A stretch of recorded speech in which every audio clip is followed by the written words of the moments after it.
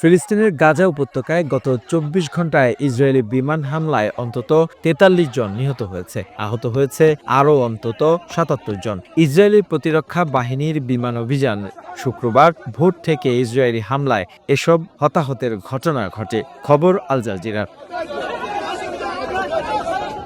গাজার স্বাস্থ্য মন্ত্রণালয় এক বিবৃতিতে জানায়, ইসরায়েলি হামলায় কমপক্ষে ৪৩ জন নিহত হয়েছে। শুক্রবার অভিযানের পর গত ১.৫ বছরে উপত্যকায় মোট নিহত ও আহতের সংখ্যা পৌঁছেছে যথাক্রমে ৫২,৪১৮ জনে এবং ১,১৮,০৯১ জনে।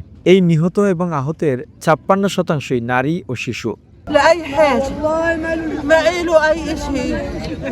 ২০২৩ সালের ৭ অক্টোবর ইসরায়েলের ভূখণ্ডে ঢুকে অতর্কিত হামলা চালায় গাজা উপত্যকার নিয়ন্ত্রণকারী সশস্ত্র রাজনৈতিক গোষ্ঠী হামাসের যোদ্ধারা। এলোপাতাড়ি গুলি চালিয়ে ১,২০০ জনকে হত্যার পাশাপাশি ২৫১ জনকে জিম্মি হিসেবে ধরে নিয়ে যান তারা।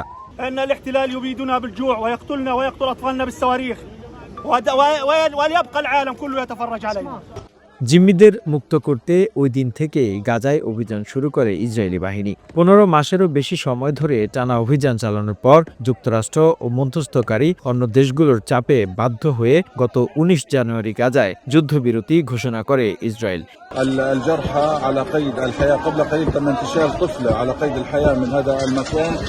কিন্তু গাজায় বন্দী ইসরায়েলি জিম্মি ও ইসরায়েলের বিভিন্ন কারাগারে বন্দী ফিলিস্তিনিদের মুক্তির ইস্যুতে মতনৈক্যের জেরে বিরতির ২ মাস শেষ হওয়ার আগেই গত ১৮ মার্চ থেকে ফের গাজায় সামরিক অভিযান শুরু করে আইডিএফ।